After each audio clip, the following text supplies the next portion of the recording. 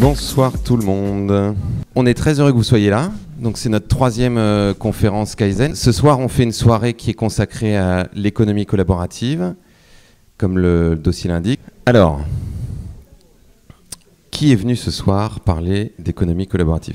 Anne-Sophie Novelle, qui est à la fois journaliste, auteur, économiste. Diana Filippova, qui est une des cofondatrices de WeShare, qui est aussi auteur, qui intervient régulièrement dans les médias sur les questions d'économie collaborative. Et Jérôme Henry, qui est banquier, comme sa cravate l'indique, et qui est directeur de la clientèle privée au Crédit Coopératif. Si on commençait par se dire un peu qu'est-ce que c'est l'économie collaborative, si vous nous disiez chacun de vous un petit mot, comment vous définiriez l'économie collaborative ? Je peux commencer, après il y a différents types de définitions. Soit je prends une définition qui est plutôt celle qui est acceptée, de dire c'est une économie qui repose sur les logiques de réseau, portée à la base par le numérique, par un contexte aussi de transition économique, par la facilité des échanges pair à pair. C'est une première chose. Une économie collaborative, ça repose sur des échanges entre pairs au sein d'une communauté, au sein d'un réseau. Après, dans cette économie, il y a des logiques de consommation, de production, il y a des choses qui vont toucher des modèles de gouvernance, d'éducation, et donc tout ça peut se décliner de manière plus spécifique en disant voilà, on va favoriser l'usage sur la propriété pour certains exemples, on va reposer sur d'autres types de modèles. C'est en fait une grande nébuleuse avec un terme qui regroupe de nombreuses réalités aujourd'hui. Diana, comment tu définirais toi l'économie collaborative ? Alors c'est très compliqué, comme on vient de voir, de définir plein de modèles qui sont extrêmement disparates et ils sont de plus en plus. Mais en général, dans WeShare, on utilise vraiment une vision très générique. C'est l'ensemble des modèles économiques ou sociaux, c'est-à-dire pour le profit ou pas forcément pour le profit, qui reposent sur la contribution d'une communauté et sur la logique d'une contribution horizontale pair à pair. Donc ça reste extrêmement large, on n'a pas résolu le problème. En fait, l'économie collaborative, on essaie plutôt d'avoir une approche descriptive, c'est-à-dire relever le fait qu'il y a une horizontalisation des rapports sociaux, une multiplication des échanges en réseau et pair à pair, et qu'ils donnent lieu tous les jours à des nouvelles initiatives et des nouveaux modèles qui rentrent dans l'économie collaborative. Donc une définition vraiment très peu normative et plutôt a posteriori et descriptive.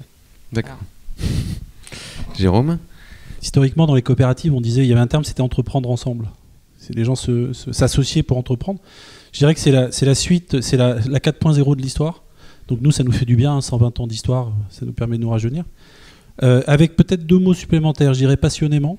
Il n'y avait peut-être pas forcément de la passion avant, il y avait peut-être du social plus que de la passion. Là, on a peut-être un élément supplémentaire qui est la passion. Et le digital. Voilà. Donc pour moi, c'est COP 4.0. Donc c'est pas concurrent, c'est plus challenger. On le voit très bien. Aujourd'hui, pour aller très vite et aborder les sujets maintenant, la plupart des articles qui portent sur l'économie collaborative parlent des monopoles, les nouveaux monopoles digitaux, comme Airbnb, comme Uber, qui sont valorisés des milliards et des milliards et des milliards, alors qu'ils reposent sur les contributions d'une communauté qui ne retire pas du tout la valeur économique qu'elle apporte. Donc rien de particulièrement innovant par rapport à l'économie traditionnelle et l'économie digitale numérique traditionnelle.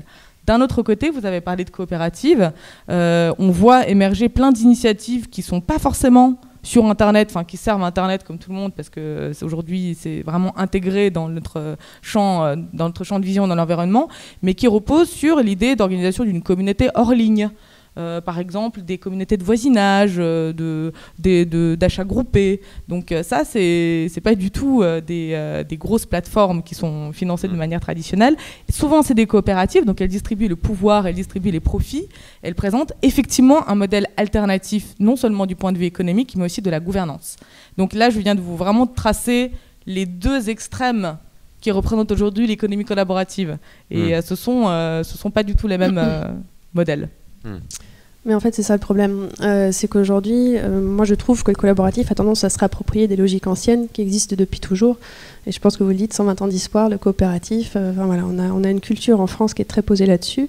Et il y a une étude qui a été très, très intéressante, publiée en décembre par des Bretons, l'association Colporter, qui a fait tout un travail de terrain et qui justement a été évalué la façon dont cette économie voilà, est adoptée par les citoyens sur le territoire.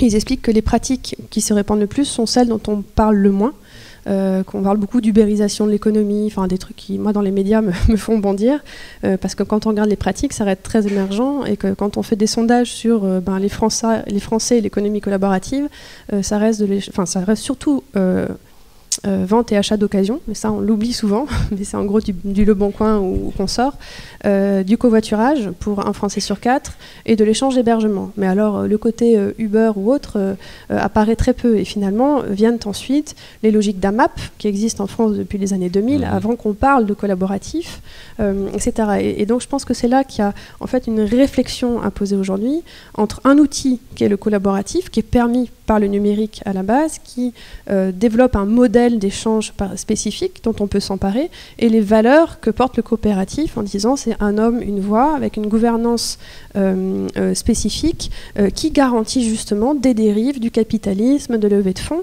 Et moi j'ai une vraie interrogation sur des plateformes comme Airbnb qui se développent très bien, et c'est tout l'enjeu de ces grosses plateformes, c'est de se dire pour qu'on arrive à avoir une communauté qui fonctionne, on doit être les premiers sur le marché, ce qu'il disait Diana en disant voilà, il faut être les premiers partout pour bien fonctionner, mais se pose à aucun moment la question des données. Si jamais demain Blablacar est revendu par exemple à Google, je ne sais pas ce qu'il adviendra de mes propriétés à ce niveau-là.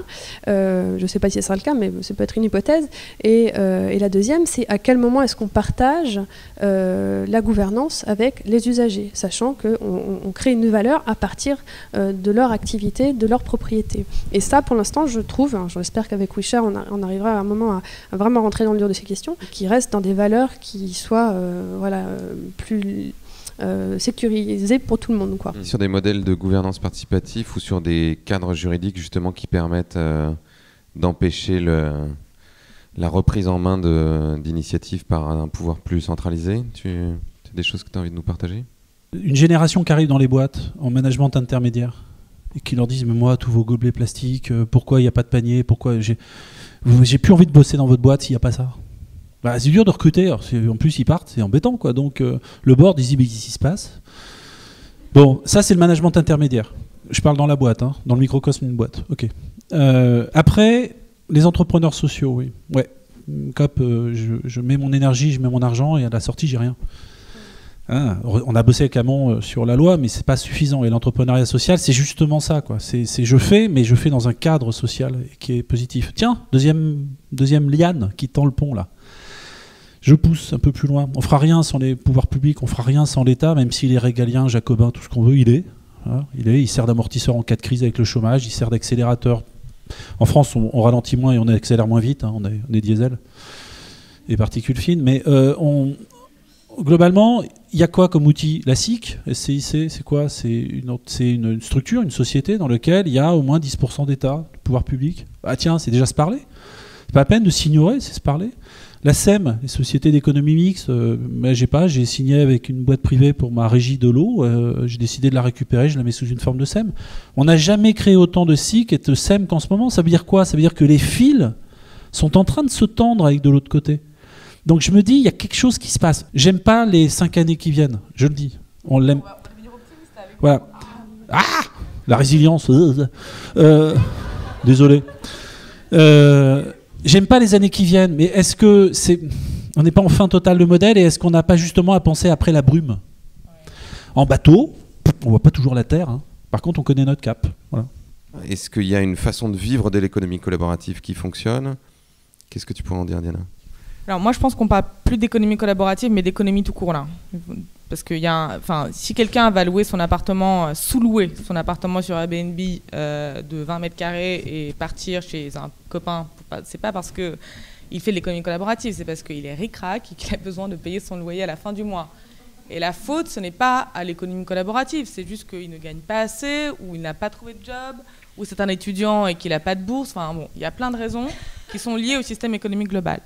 Donc si on adopte une posture très descriptive et pragmatique face à l'économie collaborative, comme l'émergence à un moment donné de certaines techniques, de certains modèles dans les brèches du système économique qui fonctionnaient peut-être de moins en moins bien, on se rend compte qu'on se pose en fait deux questions. La première question, c'est qu'est-ce que ces modèles font au monde existant? Pourquoi ils sont apparus? Et c'est vrai, comme le disait si bien Anne-Sophie, ils ne sont pas apparus parce que les gens défendaient des valeurs. Ils sont apparus parce que les gens voulaient avoir plus avec un meilleur service, moins cher. Tant que le système, qui est concentration du pouvoir économique, politique, financier, restera aux mains des mêmes personnes qui ont un intérêt clair à le reproduire ce système-là dans le futur, l'économie collaborative n'ira pas plus loin. Elle va rester au même niveau et on va rien réussir à réformer et on va raconter les mêmes histoires dans 5 ans. Depuis 15 ans, on analyse le côté affinitaire des Français. On a découpé les Français en 2 grandes catégories, les affinitaires et les TPMG. Merci du silence. TPMG, ça veut dire tout pour ma gueule. L'économie coopérative, on s'en fout un peu. L'économie collaborative, on s'en fout. Je vais d'abord penser à moi et s'il en reste, je prendrai ce qui reste. Voilà, c'est dire à moi. Au fil de l'eau, le bio, les colibris, des messages de Pierre Rabhi, Jean-Marie Pelt, enfin tous ces gens-là qui nous agressent, ont musclé les sympathisants et ont séduit certains sensibles. Donc la théorie du cercle, vous savez, on est toujours autant de militants, donc c'est à peu près 3% de militants en France. À peu près, à l'époque, on était à 10% de sympathisants, c'est passé à 20, et les sensibles, c'est à peu près 15, c'est passé à 20. Voilà, c'est en gros, la force affinitaire, c'est à montrer les dents. Donc on a à peu près aujourd'hui 60% de TPMG.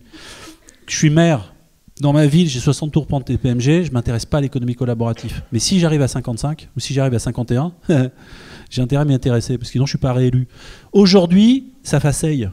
Donc pour moi, la seule façon, c'est de continuer à être nombreux.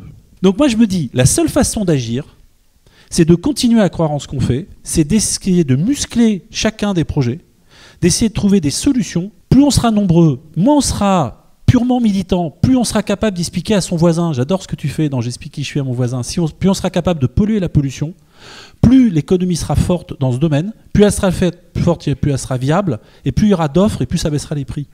Et donc moi je crois qu'on n'est pas très loin de ça. Quand je dis que c'est la suite des coopératives, il n'y a pas assez de coop en France, mais c'est un modèle qui est plutôt performant. Et je pense que l'économie collaborative vient piquer cette économie pour la pousser un cran plus loin. Et c'est peut-être le cran qui va nous passer à 51%. Voilà. C'est pour ça que je dis, les maires, ils ont intérêt à nous regarder plus tard, parce que s'ils veulent être élus, il faudra qu'ils parlent ce langage. Voilà.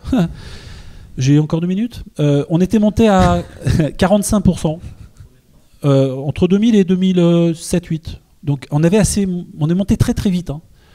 On est redescendu un peu quand la crise est arrivée, parce qu'il y a des gens qui ont lâché, en disant moi je ne vais plus acheter de bio, c'est trop cher.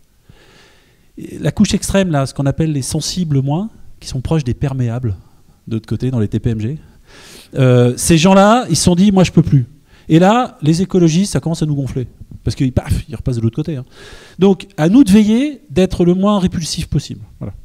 Je vous remercie infiniment d'être venu et d'avoir partagé avec nous pendant 2 heures. Et à bientôt.